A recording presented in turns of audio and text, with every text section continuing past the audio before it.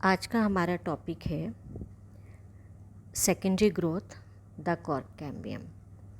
Last time हमने आपको पढ़ाया था secondary growth in dicot stem, जिसमें हमने आपको वैस्कुलर कैम्बियम के बारे में स्टडी कराई थी। Vascular cambium and cork cambium दोनों मेरिस्टेमेटिक टिश्यूज़ से बनते हैं। जब परमानेंट टिश्यूज़ मेरिस्टेमेटिक हो जाते हैं तो वैस्कुलर कैम्बियम और कॉर्क कैम्बियम बनती है। डाइकोट्स और जिम्नोस्पर्म प्लांट्स में सेकेंडरी ग्रोथ में प्राइमरी जो वैस्कुलर बंडल्स होते हैं और इसका जो बाहर का रीजन होता है जिसे हम एक्स्ट्रा स्टीलर सिस्टम कहते हैं, उसकी सेल्स मेरिस्टेमेटिक हो जाती हैं और इनके मेरिस्टेमेटिक होने से कॉर्क कैम्बियम वैस्कुलर कैम्बियम जब बनती है तो तने की मोटाई में वृद्धि होती है। स्टीलर रीजन में वैस्कुलर कैम्बियम बाहर की तरफ सेकेंडरी फ्लोएम और अंदर की तरफ सेकेंडरी जाइलम बनाती है, और एक्स्ट्रा स्टीलर रीजन में जब कॉर्क कैम्बियम बनती है तो ये बाहर की तरफ फैलम यानी कॉर्क सेल बनाती है और अंदर की तरफ फैलोडम बनाती है। स्टीलर रीजन में जब सेकेंडरी ग्रोथ होती है, जो कि हमने आपको पिछली क्लास में पढ़ाया, ये लैटरल मेरिस्टेमेटिक टिश्यूज़ हो जाते हैं, क्योंकि इससे पौधे की या प्लांट की चौड़ाई में मोटाई में वृद्धि होती है।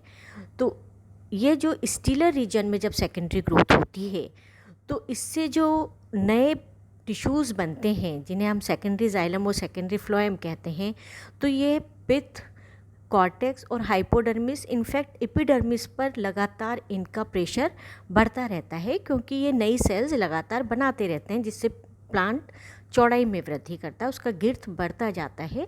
और इस बढ़ते हुए तनाव के कारण ही जो एपिडर्मिस की सेल्स होती है, जो कि एक प्रोटेक्टिव लेयर होती है प्लांट पार्ट्स के लिए, वो धीरे धीरे फटने लगती है और टूटने लगती है, जिससे नीचे के जो अंदर टिश्यूज़ होते हैं, जो नीचे के टिश्यूज़ हैं एपिडर्मिस के, उन्हें प्रोटेक्शन चाहिए होता है। तो उसके लिए फिर कॉर्क कैम्बियम पेरिडम का निर्माण करती है। पेरिडम का जो निर्माण होता है वो कॉर्क कैम्बियम से होता है। कॉर्क कैम्बियम पेरिडम बनाती है, जो कि एक प्रोटेक्टिव लेयर होती है, और ये एपिडर्मिस को रिप्लेस कर देती है। कॉर्क कैम्बियम मेनली वैक्सी वॉल्ड जो सेल्स होती हैं उनको प्रोड्यूस करती है, और यह आउटर बार्क बनाती हैं, जो कि उसको सुरक्षा प्रदान करती है तने को।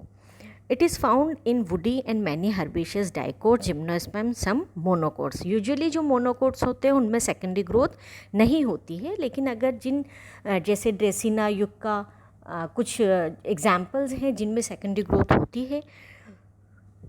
The function of cork cambium is to produce the कोक, a tough protective material. Cork से जो कॉर्क कैम्बियम होती है उससे कॉर्क सेल बनती है, जो कि एक कॉर्क के फॉर्म में हमें एक टफ मटेरियल प्राप्त होता है।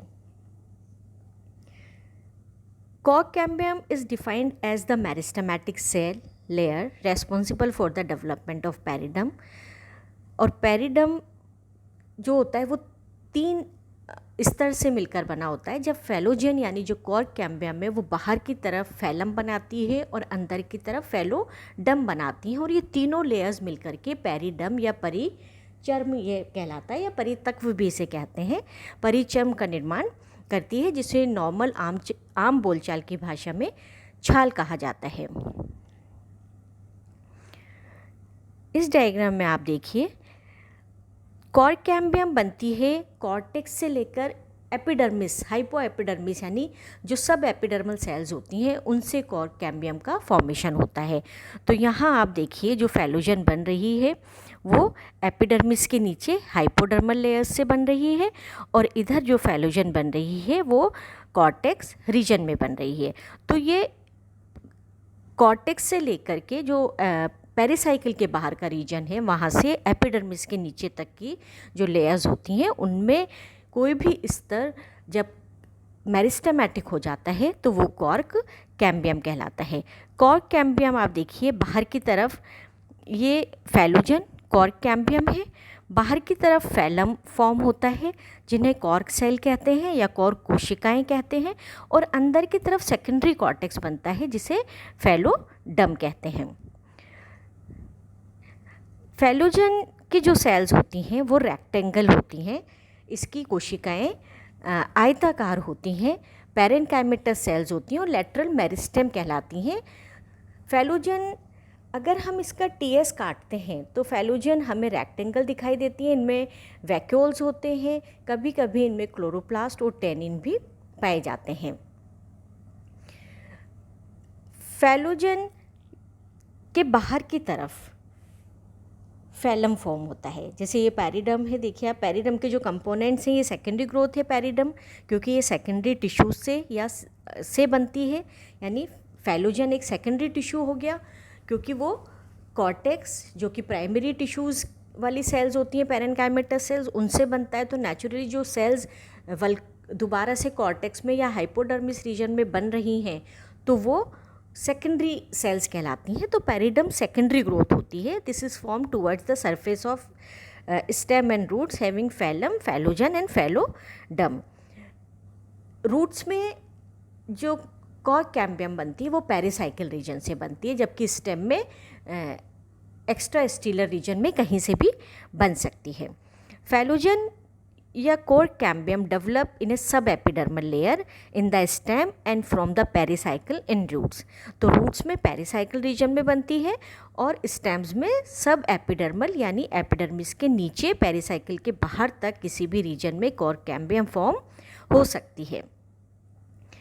The cells formed on the outer side undergo suberisation. तो जो सेल्स कॉर्क कैम्बियम के या फैलोजन के बाहर की तरफ बनती हैं, जिसे हम कॉर्क सेल या फैलम कहते हैं, उनमें सुबेरीन जमा हो जाता है और सुबेरीन जमा होने से ये मोम की तरह की एक परत इस पर जम जाती है। इनके इंटरसेलुलर स्पेसेस इनमें नहीं पाए जाते हैं और ये सेल्स पॉलीगोनल या रेक्टेंगल दिखाई देती हैं। नीचे अंदर की तरफ कॉर्क कैम्बियम फैलोडम बनाती है। फैलोडम, उसको हम सेकेंडरी कॉर्टेक्स भी कहते हैं। ये पैरेन्काइमेटस सेल्स होती हैं और जीवित होती हैं, जबकि फैलम की जो सेल्स होती हैं वो डेड सेल्स होती हैं, क्योंकि इस पर सुबेरिन का निक्षेपण हो जाता है और वो जल के लिए अपारगम्य हो जाती है और सख्त हो जाती हैं, डेड सेल्स हो जाती हैं। और एपिडर्मिस वहाँ से जब फट जाती है उसके सेकेंडरी टिश्यूज़ के प्रेशर की वजह से, तो ये मोम और वैक्सी लेयर बन के सुबेरिन वहाँ पे जमा हो जाता है और उसको प्रोटेक्शन प्रदान करता है।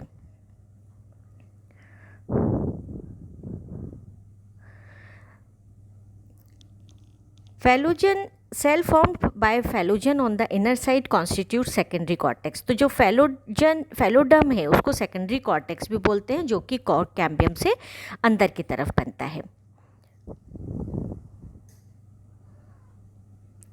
ये देखिए इसमें पैरिडम फॉर्मेशन दिखा रखा है। ये पैरिडम में 3 रीजन्स हैं, phellogen, phellem and phelloderm. Phellem cork cells बनाती है जो सुबेरिन युक्त होती हैं, मोटी सेल्स होती है, डेड सेल्स होती हैं, आयताकार या पॉलीगोनल होती हैं। और फैलोडम की जो सेल्स होती हैं उनमें इंटरसेलुलर स्पेसेस पाए जाते हैं।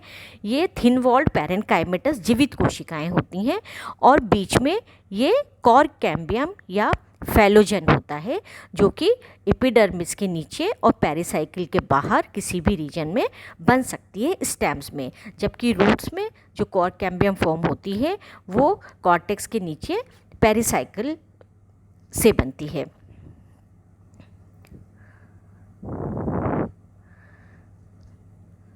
लेयर जो बाहर सेल्स बनती हैं, नॉर्मली जो ट्रीज़ होते हैं उनमें हर साल जब कॉर्क कैम्बियम डिवाइड होती है तो नई पैरिडम बनती है, और ये हर साल बनने वाली पैरिडम जो पहले साल की पैरिडम के अंदर की तरफ बनती है, यानी जो पुरानी पैरिडम होती है वो बाहर होती है और जो नई पैरिडम बनती है वो अंदर की तरफ बनती है। इससे बाहरी जो लेयर्स होती हैं उन पे जल और जो न्यूट्रिएंट्स होते हैं, वाटर और न्यूट्रिएंट्स इनको नहीं मिल पाते हैं क्योंकि ये डेड सेल्स बन जाती हैं। तो ये जो लेयर्स होती हैं इनकी सेल्स डेड हो जाती हैं। कॉर्क में पेरिडम के जो टिश्यूज़ होते हैं ये अंदर की ओर बनने वाली पेरिडम की वजह से आइसोलेट हो जाते हैं और अब पेरिडम ज़्यादा ग्रोथ नहीं कर पाती है। इन्हें राइटिडोम कहते हैं। राइटिडोम बाहरी वाली जो बिल्कुल छाल होती है जिसे कॉर्क कहते हैं वो होती है, और ये उम्र में अधिक उम्र के जो अधिक आयु के जो वृक्ष होते हैं उनमें अधिक डेवलप होती है। तो the dead cork cells are lined with suberin, a fatty substance that makes them highly impermeable to gases and water. तो यहाँ पे गैसेस का एक्सचेंज में नहीं होता है, जिसके लिए लेंटिकल्स इस पे बन जाते हैं, लेंटिसेल्स बन जाती हैं जिन्हें वातरंध्र कहते हैं। तो ये स्टेम पर छोटे छोटे पोर्स रह जाते हैं जिनसे ये गैसियस एक्सचेंज करते हैं। सेकेंडरी ग्रोथ दो तरह की होती है, जैसे कि इसमें आप देखिए सनफ्लावर टाइप जिसे हम कहते हैं सूरजमुखी टाइप सेकेंडरी ग्रोथ। इसमें जैसा कि आपको पता है कि जो डाइकोट स्टेम होता है उसमें वैस्कुलर बंडल एक रिंग में व्यवस्थित होते हैं, और वैस्कुलर कैम्बियम जब बनती है, जैसा हमने आपको बताया कि ये फ्लोएम और जाइलम के बीच में कैम्बियम होती है। तो कैम्बियम मेरिस्टेमेटिक जब हो जाती है तो वैस्कुलर कैम्बियम बनाती है, और ये कैम्बियम रिंग कब बनाएगी, जब ये बीच वाला पोर्शन जिसे हम मेडुलरी रेस कहते हैं, इसमें पैरेन्काइमेटा सेल्स होती हैं, ये भी मेरिस्टेमेटिक हो जाती हैं, और ये इंटरफेसिकुलर दो वैस्कुलर बंडल के बीच में इंटरफेसिकुलर कैम्बियम बन जाती है, और जो वैस्कुलर बंडल के अंदर होती है वो इंट्राफेसिकुलर कैम्बियम होती है। तो जब दोनों कैम्बियम आपस में मिलती हैं वैस्कुलर बंडल के अंदर और बाहर वाली, तो ये मिलकर के पूरी एक रिंग बना लेती हैं। तो जब रिंग पूरी बन जाती है तो इस कैम्बियम वैस्कुलर कैम्बियम से बाहर की तरफ सेकेंडरी फ्लोएम और अंदर की तरफ सेकेंडरी जाइलम बनता है, और जो प्राइमरी जाइलम होता है वो और अंदर आ जाता है पित्त की तरफ, और जो प्राइमरी फ्लोएम होता है वो और पेरीफेरी की तरफ चला जाता है। जैसे कि आप देखिए इस डायग्राम में ये प्राइमरी फ्लोएम जो पेरीफेरी की तरफ चला गया और इसके अंदर बन रहा है सेकेंडरी फ्लोएम। इसी तरह से ये ग्रीन वाला आप देखिए ये सेकेंडरी जाइलम है, और ये अंदर जो आपको छोटा छोटा दिखाई दे रहा है जो अंदर पित्त की तरफ चला जाता है वो प्राइमरी जाइलम है, और ये वैस्कुलर कैम्बियम फॉर्म हुई है जिसने अंदर की तरफ सेकेंडरी जाइलम और बाहर की तरफ सेकेंडरी फ्लोएम बनाया। तो इस टाइप के जो सेकेंडरी ग्रोथ होती है उसमें जो सेकेंडरी जाइलम और सेकेंडरी फ्लोएम होते हैं वो पूरी एक रिंग बनाते हैं, और छोटे छोटे पैचेस के रूप में प्राइमरी फ्लोएम और प्राइमरी जाइलम प्रेजेंट होता है, और बाहर कॉर्क कैम्बियम जो बनती है वो पूरा बार्क बना लेती है या पेरिडम बना लेती है, छाल उसके आसपास बन जाती है। दूसरी तरह की जो सेकेंडरी ग्रोथ है that is Aristolochia type of growth. Aristolochia में ये पाई जाती है।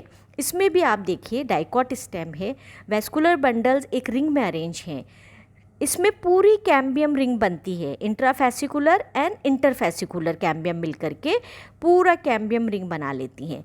लेकिन जब ये कैम्बियम अंदर की तरफ सेकेंडरी जाइलम और बाहर की तरफ जब सेकेंडरी फ्लोएम बनाती है तो ये मेडुलरी रेज वाले पोर्शन में नहीं बनता है, सिर्फ जो बनता है सेकेंडरी जो टिश्यूज़ बन रहे हैं वो वैस्कुलर बंडल्स के अंदर ही बन रहे हैं, जिससे वैस्कुलर बंडल की साइज़ बढ़ती है और सेकेंडरी फ्लोएम और सेकेंडरी जाइलम एक रिंग में व्यवस्थित नहीं होता है, एक रिंग में नहीं पाया जाता है, ये पर्टिकुलर वैस्कुलर बंडल के अंदर प्रेजेंट होता है। तो इसमें भी जो होता है यानी मेडुलरी रेज में सेकेंडरी टिश्यूज़ नहीं बनते हैं, मेडुलरी रेज वाले पोर्शन में सेकेंडरी टिश्यूज़ नहीं बनते हैं, जो सेकेंडरी टिश्यूज़ बनते हैं वो इटसेल्फ इन वैस्कुलर बंडल में ही बनते हैं, secondary xylem and secondary phloem. तो इसमें इस टाइप की ग्रोथ में वैस्कुलर बंडल का साइज़ बढ़ जाता है और सेकेंडरी जो टिश्यूज़ होते हैं वो वैस्कुलर बंडल के अंदर ही बनते हैं। तो ये हमने आपको पढ़ाया है कि सेकेंडरी जो ग्रोथ होती है वो डाइकॉट स्टेम में किस तरह से होती है, कौन कौन सी कैम्बियम्स फॉर्म होती हैं और कौन कौन से टिश्यूज़ बनाती हैं, और प्रोटेक्टिव लेयर बाहर कॉर्क कैम्बियम से कैसे बनती है। तो this is the secondary growth in dicot stem. Thank you.